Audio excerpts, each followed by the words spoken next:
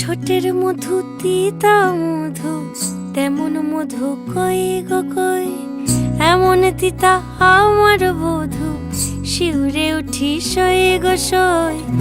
আনবাড়ি যায় আমায় ফেলে, বাদল মেঘের ডাকে, একবারও সে ভাবে না গো রায় কি করে থাকে। কি করে রায়, কি করে রায়, কি করে রায়, কি করে, এই বুঝি যায়